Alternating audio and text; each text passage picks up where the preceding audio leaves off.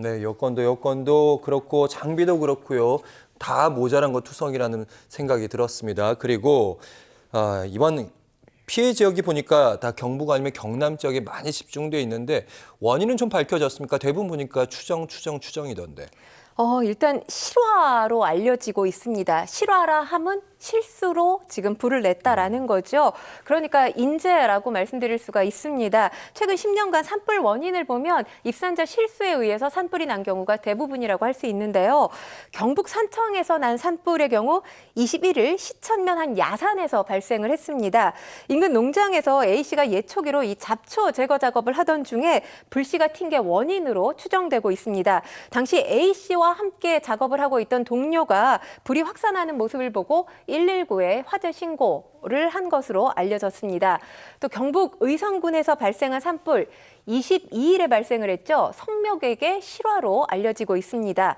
소방당국에 따르면 이날 화재 신고가 오전 11시 25분경에 접수된 것으로 알려졌는데요. 괴산리 야산 정상에서 묘지 정리 중에 불이 났다. 이런 신고가 접수됐다고 합니다.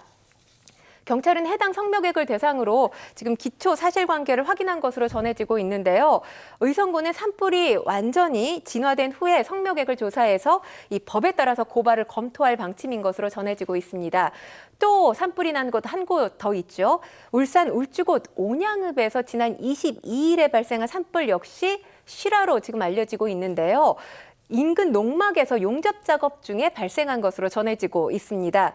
울주군은 산불 용의자인 60대 남성 B씨가 산림보호법 위반 혐의로 입건됐다고 밝혔는데요.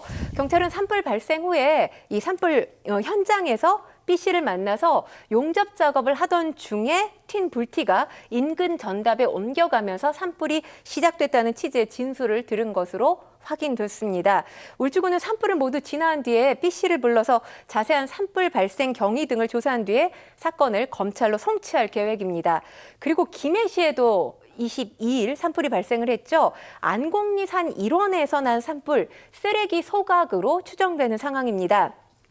산림청은 야산 인근에서 문중묘지 관리를 하던 이 60대가 가지고 있던 이 과자 봉지를 태우던 과정 중에 산불이 번진 것으로 보고 정확한 이 화재 원인을 파악하고 있는 상황입니다. 봄철 산불이 자주 발생하는 경우 사실 건조한 날씨 강풍 탓도 있겠지만 결국 지금 말씀드린 사례들을 보면 원인 제공자, 사람이라고 할 수 있죠. 인재이기 때문에 이번 대형 산불 더욱더 뼈아픈 것 같습니다. 날씨가 이제 고온 어느 때보다 그리고 건조한 측면이 있고 바람도 최근에 강하게 불어서 불 만지시는 분들은 최대한 조심하셔야 될 것 같은데 어쨌든 부주의보다는 좀 실화, 그러니까 실수로 이렇게 불을 낸 측면도 있는데 이분들에 대한 처벌 수위는 어느 정도로 저희가 생각해 볼 수 있나요? 일단 산림보호법 53조를 먼저 말씀드리겠습니다. 과실로 인해서 그러니까 실수로 인한 산불도 여기에 포함이 되는 거죠. 타인의 살림을 태운 자이거나 자기 살림에 불을 태워서 공공을 위험에 빠뜨린 자의 경우 3년 이하의 징역 또는 3천만 원 이하의 벌금형에 처해집니다. 2016년 4월에 충북 충주시에서 쓰레기를 태우다가 산불을 낸 A씨가 있었는데요. 이 A씨 징역 10개월에 8천만 원의 배상 판결을 받았습니다.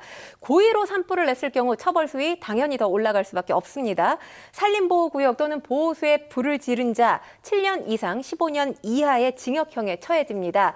이 산림이 피해를 입지 않았다 하더라도 고의로 산불을 낸 미수범도 처벌 대상에 포함됩니다. 2005년 12월부터 약 7년여 동안 울산에서 산불을 낸 이른바 이 봉대산 불다람쥐 김모 씨 같은 경우는 임야 4만여 이상 헥타르를 태운 혐의로 기소돼서 대법원에서 징역 10년의 실형을 선고받기도 했습니다.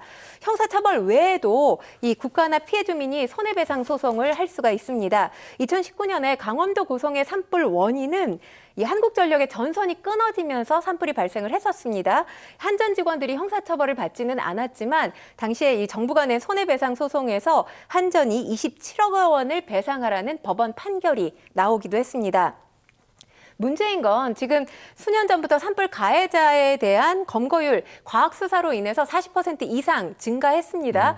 그런데 처벌 수위는 오히려 지금 역행하고 있는 것으로 나타나고 있습니다. 지난해 279건의 산불 가운데 110명이 가해자로 검거가 됐습니다. 그런데 이 가운데서 지금 처벌을 받은 사람 단 8명만이 처벌 가운데서도 벌금형을 받았습니다. 그러니까 처벌 비율은 7% 남짓이라고 볼 수 있는 겁니다. 산불이 한번 발생을 하게 되면 막대한 인적, 물적 피해가 발생할 수밖에 없는 것이고요. 그리고 다시 나무를 심어서 산림을 복원하기까지는 굉장히 많은 시간이 필요하지 않습니까? 그럼에도 불구하고 이렇게 처벌 수위가 낮다는 것, 어떻게 보면 산불이 계속해서 발생하는 원인이 될 수 있을지도 모르겠다는 생각이 듭니다. 산불 가해자에 대한 처벌 반드시 강화해야 될 필요가 있다라는 생각이 들고요. 민사상 배상 책임 역시 강화해서 이 산불 발생 자체를 줄일 수 있도록 정책을 만드는 것도 정부가 좀 신경을 써야 될 부분이 아닌가 싶습니다. 네, 봄마다 이렇게 반복적으로 발생하고 있는 산불. 근본적인 대책이 좀 있어야 한다는 지적이 많습니다. 짧게 소개해 주신다면요. 우리나라 같은 경우는 빽빽한 지역이 상당히 많고요. 그리고 산불에 취약한 침엽수가 많아서 피해를 키우고 있다는 지적이 나오고 있거든요. 그렇기 때문에 산불 지역 복원할 때 특히 민가 주변에는 침엽수가 아니라 화렵수로 내화수림을 조성하는 것 필요하다라는 생각이 들고요. 지금 인도 같은 경우는 생태계를 파괴한다는 비판 때문에 만들어지지 못하는 경우가 많습니다. 산불 예방과 목재 활용도를 높이기 위해서 인도 이번 산불 피해를 기준으로 해서 반드시 좀 시급히 만들어져야 되지 않을까라는 생각을 합니다. 네, 역대급이라는 이번 산불 하늘만 바라보게 되는 그런 상황에 있습니다. 빨리 비가 왔으면 하는 바람이네요.